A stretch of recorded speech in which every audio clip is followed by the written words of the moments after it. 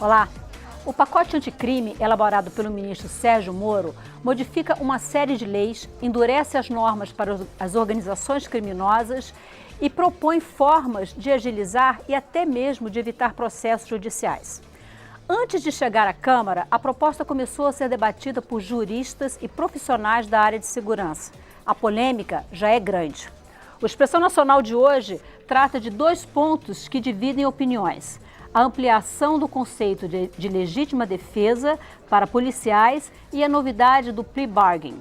Para debater esses temas, eu recebo a defensora pública Lucelena, coordenadora de política criminal da Associação Nacional das Defensoras e Defensores Públicos, o deputado Coronel Tadeu, do PSL de São Paulo, o deputado Luiz Flávio Gomes, do PSB, também de São Paulo, e o vice-presidente da Associação Nacional dos Delegados de Polícia Federal, Luciano Leiro. Senhoras, senhores, muitíssimo obrigada por ter aceito nosso convite para debater esse tema. É claro que a gente gostaria de debater todo o pacote do ministro Sérgio Moro, mas seria impossível, né? Levaríamos dias. Então a gente escolheu esses 2 pontos que parece que são pontos bastante polêmicos. E eu gostaria de começar ouvindo o delegado da Polícia Federal, Luciano Leiro. Delegado, a proposta do ministro Moro em relação à legítima defesa de policiais, ela prevê a redução de pena e até mesmo a não punição de policiais que, em 2 situações, conflito armado ou na iminência de um conflito, agirem de forma excessiva se motivados por medo, surpresa ou violenta emoção. É o que diz a proposta. O senhor vê realmente como necessária essa modificação legal? Bom, Estela, primeiro eu quero agradecer, mandar um abraço aqui para os telespectadores, agradecer a presença de todos aqui, essas nobres e ilustres presenças aqui, que nos abrilhantam essa participação. E eu vejo com muito otimismo, primeiro no aspecto geral, o pacote do ministro Moro, o pacote anticrime. Ele dá uma sinalização, né, no sentido de que é preciso fazer alguma coisa. Esse que eu acho que é um primeiro ponto. É preciso que realmente nós tenhamos um ponto de partida. E foram colocadas essas que com certeza não são as únicas medidas que nós temos que ter. Mas sobre o ponto específico da legítima defesa, eu acho que é uma sinalização de que é preciso ver a polícia de uma outra forma. Hoje, quando nós temos um policial num confronto armado com um bandido e o policial morre, o que nós temos policial, na imprensa, policial morre. Mas quando num confronto um bandido acaba morrendo, tem-se policial mata. Então, o que nós vemos hoje é uma inversão de valores, em que o policial, ele parece que é sempre o culpado, e quando, na verdade, muitas vezes, só se fala da quantidade de policiais, de bandidos que acabam morrendo, mas não se fala a quantidade de policiais que morrem todos os dias. Bandidos e, eventualmente, inocentes. Sim, também, claro, né? claro. Ocorre que nós vivemos hoje num sistema de guerra. Um fuzil que se tem na mão, só se tem em guerra. Então, é preciso que a gente tenha, é claro que nós temos que apurar todo aquele excesso. E eu acho que o pacote, ele não isenta, em hipótese alguma, ele não dá essa liberdade, como se é colocado, de matar para o policial. Na verdade, ela não mudou a legislação no que tange à legítima defesa. Ela apenas delimitou, explicitou melhor o que já existe hoje de legítima defesa. Porque nesses casos aí, entendo eu, né, o professor Luiz Flávio Gomes é um jurisconsulto muito maior aqui, mas eu entendo que a própria legislação hoje já prevê essa possibilidade de isentar, né, o crime, de não ocorrer o crime em razão de tudo isso que é colocado na lei. Apenas ela delimitou. Eu acho que é uma sinalização, na meu ver, é mais uma sinalização de que é preciso ver de outra forma o policial. O policial, ele dá a sua vida e hoje nem a aposentadoria mais ele passa a ter. Esse é outro programa. É isso aí. Deputado Luiz Flávio Gomes, PSB de São Paulo. O delegado tocou em 2 pontos que eu queria exatamente ouvi-lo. Uma é a questão da doutrina e outra parece que já existe jurisprudência também em relação a esse assunto. Então, na sua opinião, isso tem que estar positivado na legislação? É importante? O que isso ajuda? Prazer imenso, destaco todos os meus colegas aqui, companheiros de jornada, doutora Lúcia Helena, nosso coronel Tadeu, colega de parlamento, deputado, e Luciano, delegado, vice-presidente da Associação dos Delegados. É o seguinte, duas coisas aí nós temos que trabalhar. Uma coisa é o excesso. O excesso está lá no artigo 23, isso é uma coisa. Que então diz a proposta do Moro. O excesso por medo, por susto, por violenta emoção, vai absolver. Isso é uma coisa. A outra coisa é a legítima defesa, que como explicou o doutor Luciano, a lei nova que o Moro quis foi sinalizar. O verbo é muito bom. Sinalizar que o policial que matar em legítima defesa tem que ser absolvido. Tranquilo. Não precisa do texto. Na verdade, hoje o policial já é absolvido. E tem que ser absolvido tanto o policial quanto qualquer um de nós que matar alguém em legítima defesa. Então, a parte segunda do Moro, ela é desnecessária. Nós não precisamos. Vai dar margem para muita polêmica interpretativa. Agora, na parte do excesso, a norma do Moro é boa. Então, nós temos que agora só explicitar uma coisa. Tem dois tipos de excesso em direito penal. Há o excesso intensivo e o excesso extensivo. No excesso intensivo, você já começa em excesso desde o princípio que você atua. Por exemplo, um menino lá, um garoto, um senhor, está furtando uma laranja de uma quitanda. O dono da quitanda passa fogo nele e mata. Houve excesso. Porque ele podia ter agido em legítima defesa do patrimônio, pode, mas não precisa dar um tiro por causa de uma laranja. Houve excesso desde o princípio, excesso intensivo. Aí não tem legítima defesa, você matou, isso é um homicídio. 2, quando o excesso é extensivo, você começa bem, está proporcional direitinho. Caso Ana Hickman. O cunhado dela deu um tiro no agressor armado que iria matá-la. Então ele deu um tiro e perfeito, é isso mesmo, tinha que reagir neste nível de tiro, porque o cara estava armado, ia matar um ser humano. Bom, aí depois que o cara foi atingido, já acabou então a agressão, não tem mais agressão. Ele ainda foi lá e deu mais 2, 3 tiros. Este excesso é extensivo. Aí você pode pensar em medo, susto, etc. e absolver. Então, o que falta no projeto do Moro é um esclarecimento técnico. Qual é o excesso a que se refere essa parte? Isso precisa esclarecer. Está oculto. 2, no que toca à legítima defesa, falando do policial, é desnecessário, porque hoje já absolvemos todo policial que mata em legítima defesa. Agora, é possível a lei entrar nesse nível de detalhe e dizer que tipo de excesso? Pois é, ou entra no detalhe, Maristela, ou é melhor que não fale nada, como está hoje já. O que fica na discricionariedade do juiz. Já está hoje, os jurados hoje votam. Eu fui juiz antes de ser deputado, eu fui juiz 15 anos, eu fui promotor 3 anos. Como juiz eu fiquei 5 anos no júri em São Paulo.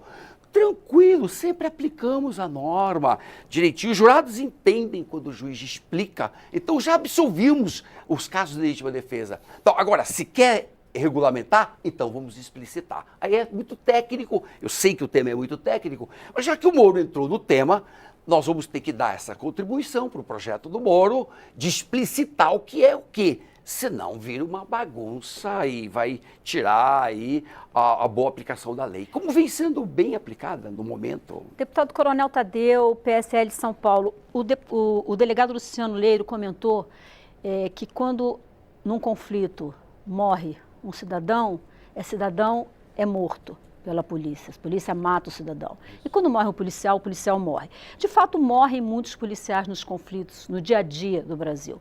Mas a Anistia Internacional mostra também que a polícia do Brasil é, se não a que mais mata, uma das que mais mata no planeta.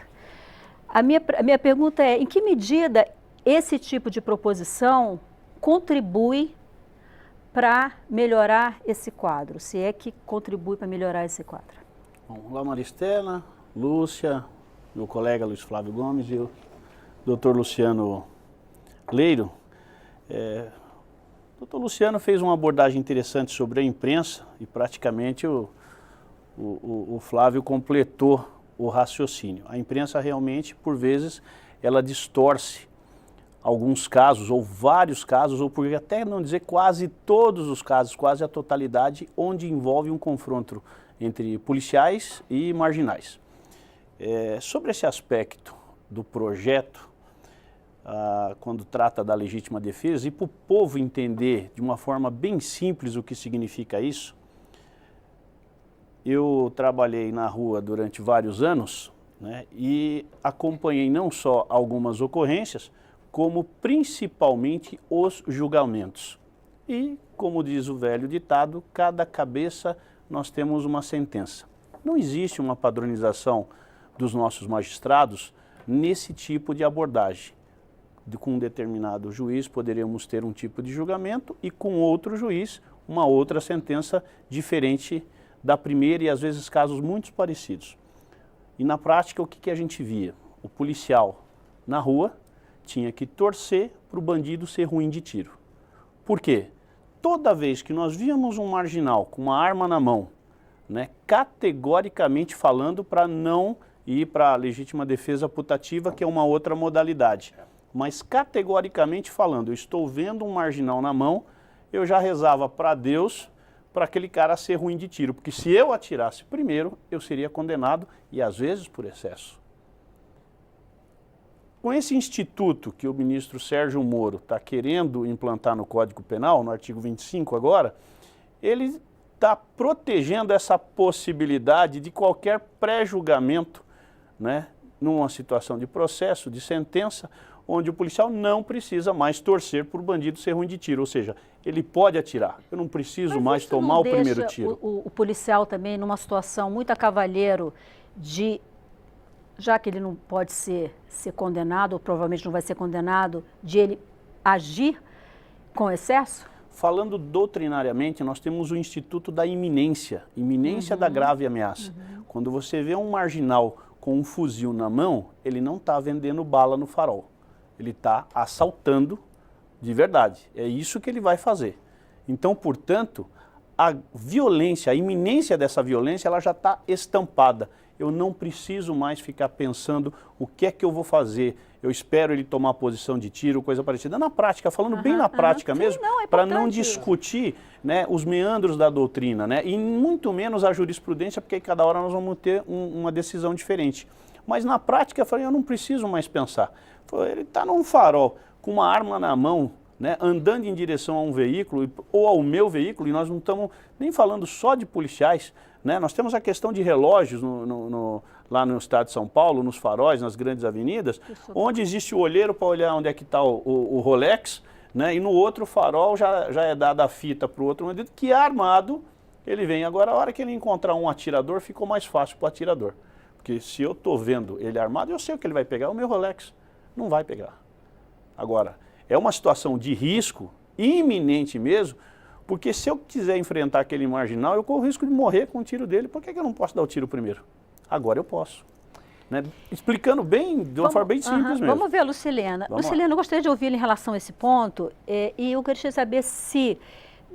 Uma das críticas que se diz é que essa mudança igualaria agentes de segurança, que são pessoas treinadas para agir, inclusive em situações de medo, surpresa, enfim, situações que estão descritas no projeto do ministro Moro, com um cidadão comum. Queria ouvir a sua opinião em relação a isso. Sim.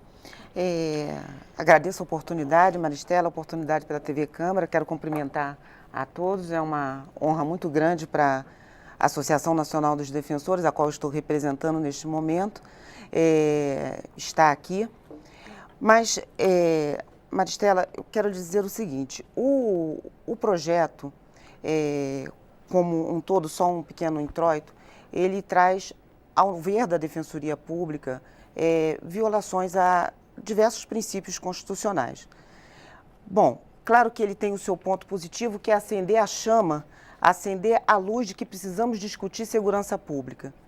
Isso é inegável para todos nós, é inegável para a população, não dá para fechar os olhos para isso. Mas algumas coisas, alguns pontos são muito caros para nós, né? E o risco é muito grande. Nós temos a previsão na lei do Instituto da Legítima Defesa. Quando o projeto traz para dentro da nossa legislação expressões medo, surpresa, ele traz uma carga subjetiva muito grande e muito perigosa. Nós precisamos amadurecer, chegar num contraponto disso. Mais do que isso, Maristela, a lei fala repelir agressão atual, injusta ou iminente. Só que o projeto, ele usa a expressão previne a agressão. Ao usar essa expressão, ele aumenta o leque da legítima defesa. Previne injusta e iminente agressão. Previne injusta e iminente agressão, previne agressão ou risco de agressão. Então, ele aumenta o leque, trazendo uma linha muito fina, muito perigosa, que pode sair muito cara às pessoas mais vulneráveis, né? Claro, não desconhecemos, policiais estão morrendo, sim, sem dúvida, mas a polícia precisa ser melhor preparada. Nós temos que tentar estudar um contraponto de preparar melhor os nossos policiais para que preste a segurança efetiva à nossa sociedade, para que nós nos sintamos seguros. Isso eu complementaria dizendo que o policial ele é muito maltratado. Eu fui delegado, né? Eu fui delegado lá em São Paulo. Tem que ser melhor aparelhado. Muito maltratado. Você vai para as ruas frequentemente, e pior é PM, pior é PM. O civil nem tanto, mas também é mal aparelhado. E não dão estrutura nenhuma. Policial, você às vezes sem colete, porque o Estado não está dando colete para o policial. Então, é mais importante para preservar a vida dos policiais, é mais importante uma série de medidas administrativas do Executivo para proteger a vida dele, porque um por dia está morrendo, um por dia no Brasil. E a polícia mata 5.100, matou 5.100 em 2018. Mas é muito policial morto. E é muita gente também sendo morta. E o contexto em que o caro colega deputado, o Coronel Tadeu, colocou, o bandido armado está se aproximando, não tem conversa. Meu caro, bandido armado aproximando. Não é, para isso, Tadeu, hoje já está absolvido, normalmente absolve. O problema é aquela meninada, garotada, negra, jovem, que não está com arma nenhuma. E você nota ali que houve execução. Então é distinguir caso por caso para ser justo. Em suma, a preocupação é ser justo. Eu, como juiz que fui 15 anos, tem que fazer justiça. Onde matou em legítima defesa, não tem conversa, está absolvido. Onde assassinou, tem que responder. Ponto.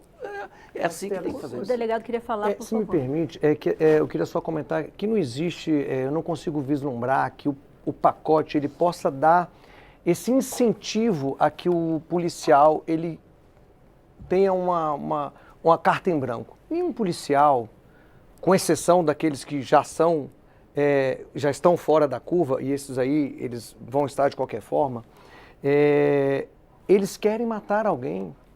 Né? Hoje, eu estava vendo uma reportagem ontem na Polícia Militar do Rio de Janeiro, de 47 mil policiais, 17 mil estão afastados por algum motivo, seja problema físico ou problema mental.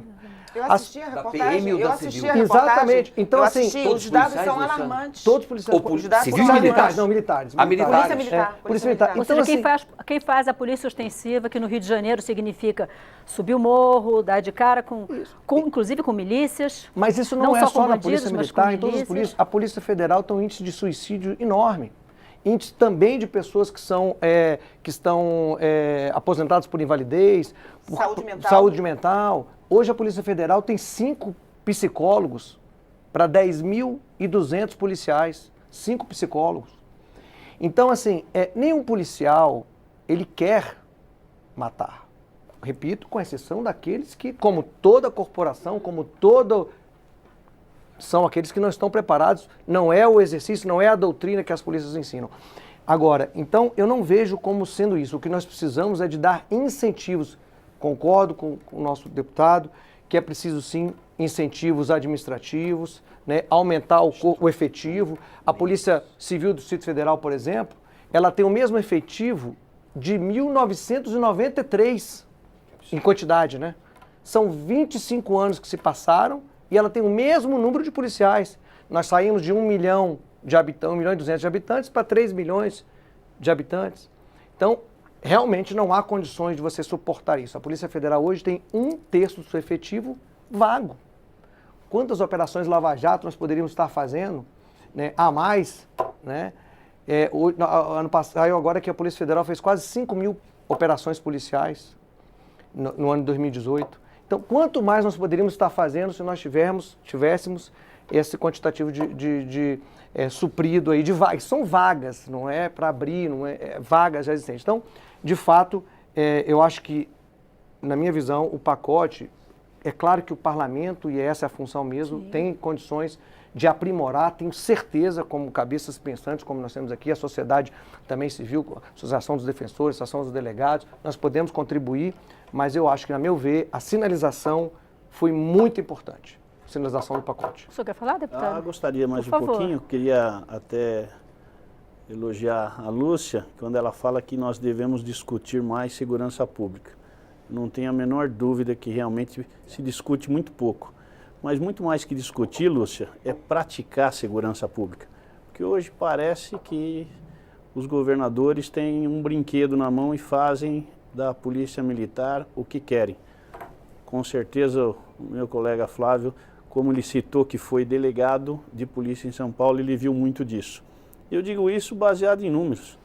Hoje se matam mais de 60 mil vidas, se tiram mais de 60 mil vidas no Brasil. E dos policiais militares, o ano passado nós perdemos quase 400 em sem serviço. Dúvida, os índices são alarmantes, tanto por parte de morte de policiais, como aqueles que estão dentro das comunidades. Os índices realmente são alarmantes. E aí a gente precisa, volto a insistir, eu acho que nós temos que encontrar o contraponto disso, o equilíbrio. Desculpa, eu interrompi a sua fala, né? Mas só para complementar mesmo, nós temos que encontrar o contraponto disso. Né? Não se quer morte de policiais, de maneira nenhuma, mas também não se quer morte das pessoas vulneráveis, pretos, os negros, os favelados. A gente não quer a morte dessas pessoas, né? Como também não queremos a morte dos policiais. A gente tem que encontrar um ponto de equilíbrio. E quando eu falei de prática, não, é só para terminar aqui o raciocínio, né? Quando eu falei de praticar segurança pública, eu trabalhei tanto no policiamento, participei do policiamento de choque, o policiamento ostensivo, fui da área educacional da Polícia Militar, dei aula de tiro, inclusive, de direito, de tiro, de educação física, por muitos anos. Eu gosto de citar a questão do preparo, né? Que acho que foi você mesmo que falou, a questão da formação, do treinamento, né? E ele precisa ser constante, mas às vezes as autoridades não se dão conta do quanto é importante você preparar um policial o mais que você puder. Eu costumo dizer, eu vou até citar o meu amigo Major Olímpio, o senador, né, que eles, nas nossas aulas, que nós demos aulas juntos, né, por muito tempo, ele falava, segurança é um item caro, né, incomoda e tem resultado duvidoso. Por quê? Porque a Lúcia falou na linha tênue. Realmente o momento de você decidir e atirar, só o doutor Flávio, nosso excelentíssimo juiz de direito, né, pode, quando ele abre o processo, ele vai ver em que momento que ele atirou. Às vezes por 1 segundo ou milésimos de segundo, você acaba cometendo um erro e ceifando uma vida. Essa é a linha tênue que tanto nós temos que preparar o policial para ele decidir. E nós já cometemos erros. Agora, quantas, às vezes, pessoas inocentes foram mortas pelo erro na hora do disparo. Agora, deputado, então eu queria trazer um ponto que foi falado aqui. Foi falado de quantidade de policiais afastados por problemas diversos, inclusive problemas psiquiátricos. Com certeza existe problemas de adicção, de uso de álcool, coisa parecida. Isso existe em todas as profissões, com certeza existe muito também. O delegado comentou que na Polícia Federal há 5 psicólogos para dar esse suporte. Então, nós temos, acho que, o mesmo número para 90 mil. Pois é. E aí eu pergunto, como é que um policial que muitas vezes está numa situação dessa, mas ainda não foi afastado, né? E está numa situação dessa, de medo, surpresa, violenta emoção, como é que garantir que essa pessoa tem condições realmente de decidir? Eu posso te dar um quadro de São Paulo, Maristela? Sim, por favor. Eu não tenho dúvida nenhuma que hoje os 80 mil homens de São Paulo, uma boa parcela, 60% a 70% hoje, carregam problemas físicos, psicológicos e mentais. Nós temos um suicídio a cada 3 dias. Isso é um número altíssimo por uma tropa. Né? Isso justificado frequentemente, Coronel Tadeu, pelo salário que pagam, que é uma vergonha. Exato. É uma vergonha o salário em São Paulo que pagam tanto para a Polícia Civil quanto para a Polícia Militar. É verdade. Olha, eu não sei não se eu não me suicidaria como policial. E com as condições que ele tem, né? Porque não tem nem como criar filho. Mas é esse policial nessa condição Isto. que vai... Ele é o primeiro oprimido. Está se dizendo que ele vai agir Ele é o primeiro com oprimido. medo, violência e surpresa. Como conciliar Por isso é que a gente isso? não pode trazer para dentro da nossa legislação esse subjetivismo. Precisa tomar esse cuidado. A gente tem que ter esse Mas, cuidado. ao mesmo tempo, ver o problema real da polícia. Temos que o problema tratar a real causa. não é tanto nem a mudança no código. O problema real é a falta de estrutura completa. Não dão estrutura para o policial. Às vezes ele sai sem colete. E o que tem agora de armas dos policiais que não funcionam mais. Agora, É um conjunto de medidas, né? conjunto. Você não vai ter uma medida só. Né? E isso que é que vai eu reforço. resolver. Temos que praticar a segurança, porque todos nós aqui identificamos erros, falhas, aberrações, derrapadas governamentais à torta direito, né? Sem dúvida. E aí onde eu falo que você foi muito bem. Vamos discutir? Vamos. E praticar. Porque se põe no papel e não se leva a efeito. Precisa treinar. Então vamos treinar. Precisa atirar. Vamos atirar. Porque quanto mais o soldado pratica o tiro ao alvo, menos possibilidade de erro ele tem na rua. Precisa Maristela, cuidar desse me policial permita que está só na rua, né? um adendo. Rapidinho, que eu preciso ir pro intervalo. Sem dúvida. Nós temos, tramitando, os senhores devem saber disso, tramitando há tempos o projeto do novo Código Penal, o projeto do novo Código de Processo Penal, com profundas mudanças. Ou seja, nós temos que estudar e ver o contraponto disso. Talvez nós estejamos, talvez seja necessário amadurecermos o projeto do ministro. Vamos estudar, vamos discutir para poder chegar a um contraponto. Paralelamente à discussão nossa no parlamento, nós temos que começar a exigir das instituições melhor estrutura. Não pode a Polícia Civil de São Paulo ter 10 mil vagas. Isso não pode. Chegou X números, tem que abrir concurso, é obrigatório. Senão, eles estão brincando de que dão segurança para o policial e o policial está brincando que faz segurança, porque os crimes só aumentam. E a polícia vai morrendo. É o famoso... Ou vai morrendo, ou vai se suicidando, ou vai tomando álcool, droga. É a famosa frase de enxugar gelo, né? Enxugando gelo. Eu preciso ir para o intervalo. Se você não participou, ainda dá tempo pelo Twitter, o Facebook, no nosso bate-papo aberto, youtube.com/Câmara dos Deputados. E na volta, a gente vai falar sobre esse instituto novo proposto pelo ministro Sérgio Moro, ainda bastante desconhecido para a gente aqui, o chamado plea bargain. A gente volta já, não saia daí.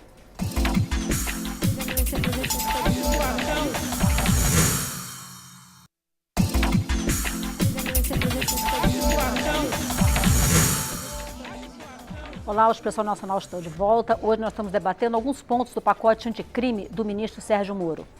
Deputado Luiz Flávio Gomes, como eu havia falado no final desse bloco, do bloco anterior, eu queria falar agora da chamada plea bargain. Eu queria aproveitar que o senhor é professor e explicar em linhas gerais para quem nos assiste o que é a plea bargain e a sua avaliação em relação à proposta do ministro Moro. Isso, a plea bargain é um instituto dos Estados Unidos. E, aliás, convém a gente já aportuguesar o nome, né? Vamos já começar a falar de acordo penal. No fundo, é um acordo penal. O autor do crime faz um acordo penal com o Ministério Público e chega a um consenso em torno de uma pena. E a pena, então, se aplica imediatamente. Nossa opinião. Estou de acordo, gosto desse instituto, tenho um livrinho já escrito agora, que eu estou distribuindo na internet, de graça, para todo mundo. Eu gosto do Instituto, mas nós temos que tropicalizar. O que é isso? Eu não posso pegar o Instituto dos Estados Unidos automaticamente passar para o Brasil. Dou um exemplo do problema. Lá nos Estados Unidos, o Ministério Público tem um poder incrível, forte, e ele chega para o autor do crime e diz assim, tem um monte de crime aqui contra você. Vamos fazer acordo ou não vamos? E o réu não sabe quais provas ele tem, quais crimes ele tem ali na mão, então comete pratica muitos abusos lá nos Estados Unidos, de overcharging, exagero na carga, ou over-recommendation, ou seja, recomenda mais pena do que o necessário, ou bluffing. Bluffing é blefar. O MP blefa lá muito. Agora, como é que você tropicaliza isto e faz as coisas de maneira correta, dando todas as garantias? É o que está previsto já no Projeto Moro, que é um ponto muito importante. No Brasil, pelo que vem vindo, não pode fazer o acordo. Não pode, antes de ter uma denúncia já recebida pelo juiz. Porque se eu tenho uma denúncia, o promotor individualizou o fato, eu sei qual é o crime, e eu só vou negociar em cima deste crime. Aí eu evito todo tipo de abuso dos Estados Unidos. Então, isso que eu chamo de tropicalização. Todos os mecanismos para evitar abuso nós temos que prever no Brasil. A proposta do ministro Moro também é que no Brasil só seja aplicado quando a punição for de pena máxima de até 4 anos. Vamos explicar isso, Maristela, porque está havendo muita confusão. São 2 tipos de acordos penais previstos na proposta. Uma é a seguinte: a pena até 4 anos, hoje no Brasil já pode até 2 anos, cabe transação penal. Vamos fazer uma transação penal normal, é a velha transação que agora passa até 4 anos. Isso é uma coisa. Outra coisa é o plea bargaining mesmo, em que cabem todos os crimes onde há um acordo da defesa com o Ministério Público para aplicar a pena imediatamente. Imediatamente. São 2 coisas diferentes, ambas estão no projeto, ambas eu apoio. Só o cuidado é que, cuidado com o equilíbrio de defesa e MP, senão o Ministério Público, que tem um preparo imenso, que a gente sabe, eles são todos concursados, pode desequilibrar tudo e o promotor começar a enfiar a goela abaixo soluções. Então, este é o cuidado só que tem que ter. Eu tenho certeza que essa é uma preocupação da Lúcia Helena. Não é, eu sei que você está querendo falar sobre esse ponto. Como é que uma sociedade tão desigual como a nossa... falando, né? Como é que uma sociedade tão desigual como a nossa, a gente pode garantir um relativo equilíbrio nesse processo de negociação? Pois é, nós da Defensoria Pública enxergamos 2 grandes problemas, né? O primeiro problema é que, de fato, o projeto ele prevê um acordo de persecução não penal antes do oferecimento da denúncia, né? Então, para que o telespectador entenda, antes de ser iniciada a ação penal, e prevê o plea bargaining, que seria um novo acordo, mas já com o oferecimento da denúncia, conforme o professor bem explicou. Só que o projeto, ele, num dos seus parágrafos, ele diz que tanto esse primeiro acordo como o segundo, vamos chamar os 2 de acordo para simplificar, o indiciado ou acusado deve estar acompanhado do defensor. Nós temos um problema de ordem prática. A Associação Nacional dos Defensores Públicos representa cerca de 6.000 defensores. Então, nós temos hoje no nosso quadro 6.000 defensores públicos. Para que se tenha ideia, Maristela, para 5.500 municípios aproximadamente. Para que se tenha ideia, no Amapá serão empossados agora o primeiro concurso público de defensores públicos. Ou seja, no Amapá até algum tempo atrás, então, aliás, eles ainda não tomaram posse, não tinha defensor público concursado. Nós temos cerca de 10.000 promotores e cerca de 11.000 juízes. Mais ou menos é essa numeração. Ou seja, a conta não fecha. Essa conta não fecha.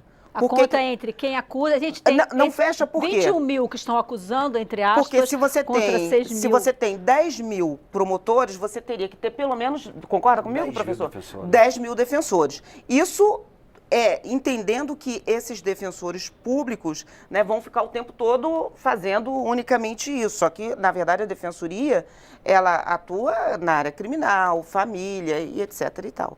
Então, nós temos que aparelhar melhor a defensoria pública para que isso possa ter sucesso, né, me parece. Mas um outro problema também que a gente vê é o excesso de acusação. ponto muito bem tocado pelo professor. Eu sou do Rio de Janeiro, sou defensora do Rio de Janeiro, e a Defensoria Pública do Rio de Janeiro capitaneou um levantamento estatístico, mas voltado no campo da lei de drogas, sobre a quantidade de acusações de tráfico, associação para fins de tráfico, tráfico e associação para tráfico. E ficou constatado, isso está provado, nós publicamos, que no mais das vezes as pessoas eram indiciadas por tráfico, associação por tráfico, posteriormente denunciadas, ou seja, elas iam a julgamento, e no mais das vezes não se provava a associação para fins de tráfico. De maneira nenhuma eu estou dizendo que há equívoco da polícia ou do Ministério Público, o que eu estou dizendo é o seguinte, não se provou ao final que aquela associação existia. Ou seja, nós temos um excesso de acusação. O acordo, ele diz que a pessoa tem que confessar. Então, não é isso, professor?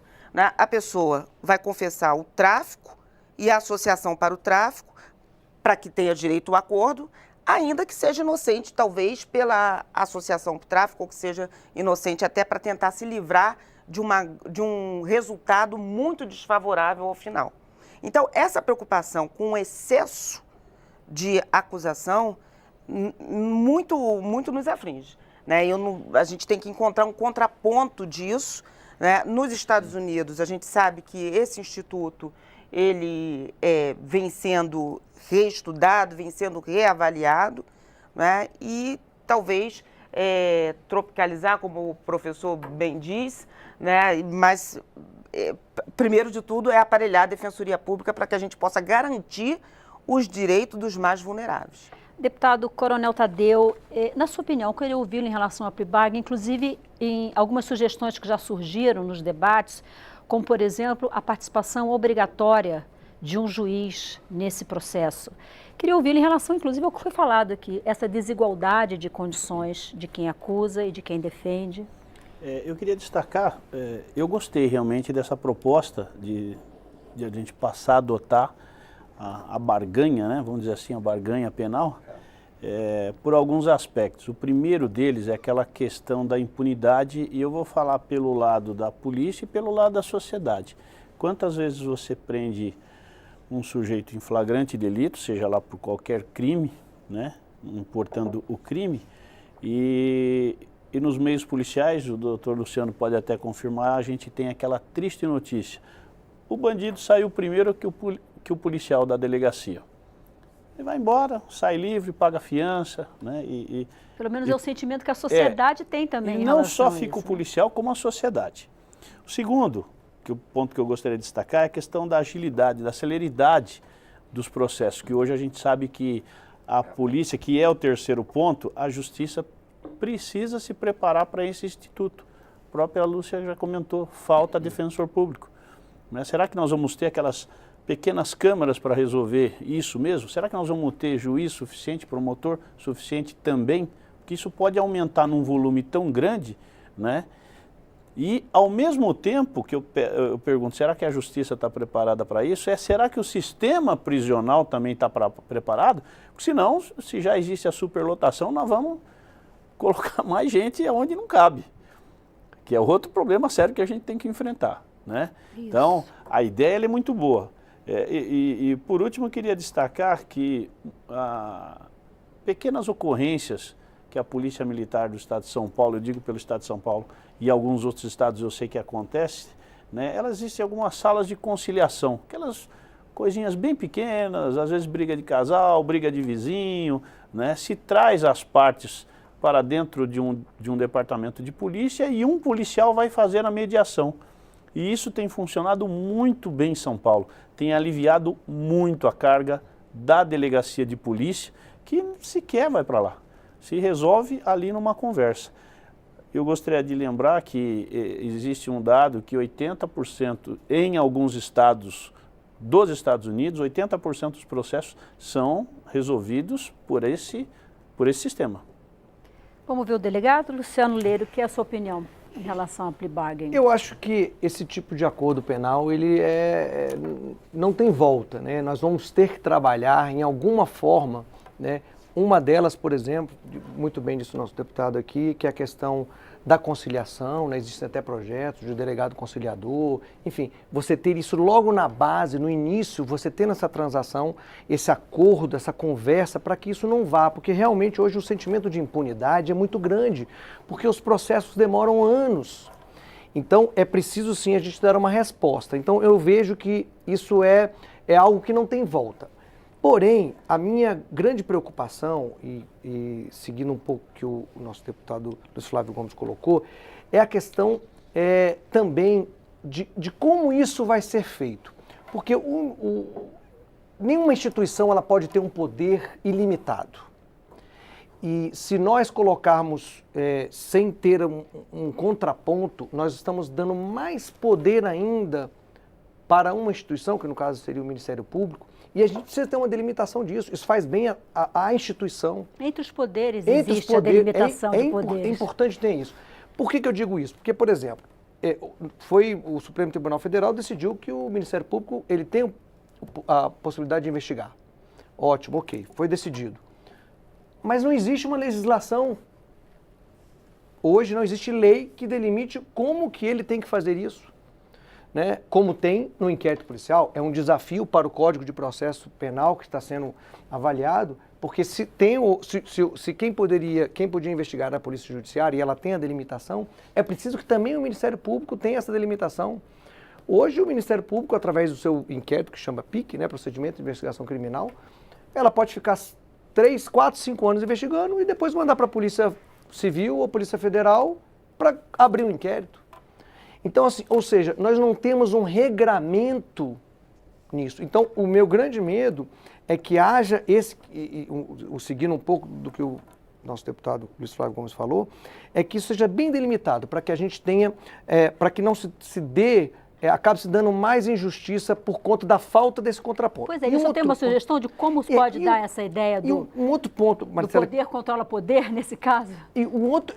Quanto mais você detalhar, eu acho que o primeiro passo é a gente começar pequeno, para a gente avaliar, para ver se essa medida tropicalizada, como é que isso vai funcionar. E um outro ponto que eu acho importante se ver é se isso não vai aliviar mais para os criminosos de colarinho branco. Por quê? Porque se você permite que haja um acordo penal, por exemplo, em que haja uma parte financeira muito grande, em detrimento da pena, por exemplo, se isso não for muito bem delimitado, nós vamos ter os de colarinho branco, os corruptos, pagando um valor muito alto e ficando livre eventualmente ou com uma pena menor. O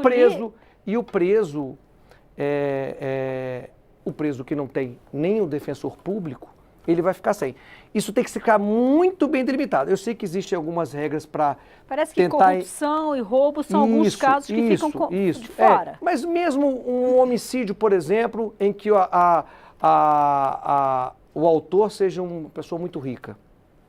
Então, é preciso fazer uma delimitação para que não acabe o mesmo crime ocorrendo com um pobre e ele acabe tendo que fazer essa delação, esse acordo penal, porque nenhum defensor público ali naquele momento, né, não vamos ter essa estrutura, apesar da lei dizer que tem que ter, mas não vai ter essa estrutura, ele acaba tendo que aceitar e o outro não, porque ele tem mais dinheiro, ele tem mais um poder econômico, então assim, nós temos que delimitar muito bem, e isso não é uma tarefa aos nossos parlamentares, e inclusive é um pedido que nós fazemos aqui para que haja também essa delimitação na investigação. É preciso que a gente tenha essa delimitação no Código de Processo, que é um grande desafio, que já está aí há um bom tempo também, né, para ser discutido, e nós temos que finalizar isso, porque é outra coisa que a sociedade precisa, inclusive diminuição dos processos, né, porque... Duas observações aí importantes, né, Luciano? Primeira, a regra básica do acordo é a autonomia de vontade, ou seja, faz acordo quem quer. Ninguém é obrigado a fazer acordo. Então, número 1. 2, é preciso, não está na lei, não está no projeto do Moro, e nós vamos propor que fique, tem que gravar o acordo. Porque, Lúcia, olha lá, se eu não gravar o acordo que foi feito entre o defensor privado, ou eventualmente até o público, e o MP, como é que eu vou aferir se de fato houve uma negociação equilibrada? Como na delação, né? Porque o juiz, igual a delação é gravada. Exatamente, como na delação. O juiz é que afere depois, e pelo projeto está correto neste ponto, e aí também diferente dos Estados Unidos, onde o juiz tem uma postura mais burocrática e de despachante. O juiz dos Estados Unidos, ele é despachante, não está nem aí. Mas no Brasil, não. O juiz tem que ter uma participação muito efetiva para saber se o réu está confessando livremente, se ele está consciente das consequências que vai recair sobre ele e, sobretudo, gravar também o juiz, a audiência do juiz. Também gravar, porque se o tribunal quer aferir se a audiência foi feita com equilíbrio, só gravando, vamos ver. Então, alguns cuidados que nós estamos chamando de tropicalizar, temos que ter, sim, no parlamento, nós vamos ter que quebrar a cabeça aqui, caro colega Coronel Tadeu, vamos ter que quebrar a cabeça, especificar, detalhar. Eu não sou, digamos, contra a ideia de colocar isso por um período de vigência. Exatamente. Vai vigorar por 1 ano, 2 anos, 3 anos. Depois disso se avalia. Se deu, continua. Não deu, parou, acabou, Deputado, não deu. eu vou fazer o papel de advogado diabo. Só acho que a avaliação de políticas públicas, de implantação de políticas públicas, de práticas públicas, é o forte do nosso país? Porque eu acho que a sua proposta é muito interessante, mas na prática, isso vai acontecer de fato como deve acontecer? Nas políticas públicas no Brasil são, em regra, um desastre. É uma vergonha o que se faz em termos de política pública. E não importa se o governante é de esquerda, de centro, de direita, não importa, porque a gente vê um desastre. E a cada dia, todos os índices mostrando que exatamente o serviço público está cada vez mais precário. Então, vamos aí. Mas é hora, então, de nós começarmos a inventar umas coisas como um período de vigência para teste. Porque aí a defensoria avalia, o MP, a magistratura, o réu, o advogado, as OABs, todo mundo está fiscalizando o negócio. Porque eles estão envolvidos diretamente com o negócio. Então, talvez fosse uma boa ideia essa de trabalhar com um período de vigência. É uma hipótese. Lucilene, o que você acha dessa ideia? De fazer um teste, fazer por 3 meses, e da questão do que o deputado colocou em relação a gravações, mecanismos que possam garantir que houve igualdade de condições nesse processo de negociação. Sim, sem dúvida nenhuma. Se for ter, creio que tem que ter um mecanismo de garantia de que possa, uma fiscalização. E muito bem colocado pelo Luciano, que a gente não pode conferir poderes, é salutar, né, a fiscalização. É salutar a fiscalização de todas as instituições, sem dúvida nenhuma. No momento que a gente empodera demais uma instituição, a gente corre o risco de errar. O próprio Estado Democrático de Direito. Exatamente, exatamente. A gente corre o risco de andar muito na contramão do Estado Democrático de Direito, sem dúvida nenhuma. Você queria falar, Luciano? Não, acho que está o senhor gostaria, deputado, por favor? Eu já sou otimista. Eu já acredito, mesmo que o filho não tenha nascido ainda, eu já acho que ele vai ser bonito, né? É claro que é válido o período de experiência, mais do que justo até a gente realmente testar para saber se nós não vamos abrasileirar, porque aqui tudo a gente dá um jeitinho, né? De repente a coisa é tão boa, a coisa é tão boa, mas a gente dá um jeito dela não ficar boa, como bem falou o Flávio a respeito da gestão pública, que realmente ela tem algumas mazelas, né? Mas eu prefiro acreditar que realmente o Instituto, ele é válido, né? Por aqueles predicados que eu já tinha dado no início, né? A questão da agilidade. A justiça hoje, ela está muito atolada de processo hoje, quase nada anda, né? E esse eu vejo assim, não é uma solução lá, né, misericordiosa, né, aquela coisa do outro mundo, não, mas ela realmente, eu só enxergo benefícios nesse momento em você ter pequenos crimes, ou os crimes até 4 anos, né, resolvidos assim num passe de mágica, né? Para mim é um sonho que vi tanto tanto processo, né? E nós temos um processo antigo lá no Rio de Janeiro, isso é do século passado, temos outros processos antigos anos. em São Paulo, processos que não andam, gente, botou um de frente para o outro. O criminoso, a vítima, o promotor, o defensor público e o juiz, não tem como não resolver numa audiência. E dali tem que sair a solução. Quase tudo na nossa vida é assim.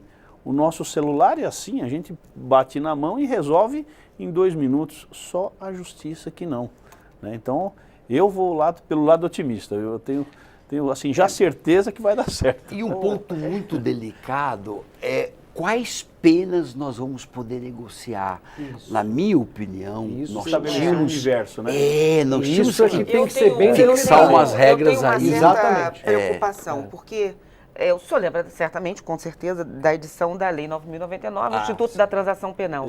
E hoje nós voltamos aqui, de 1995 para cá, estamos aqui novamente discutindo a quantidade de processos que nós temos.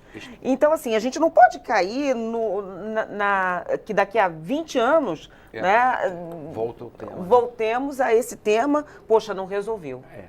Então, a regra que eu digo de penas é muito importante, porque esse instituto do acordo está regido pelo princípio do benefício mútuo.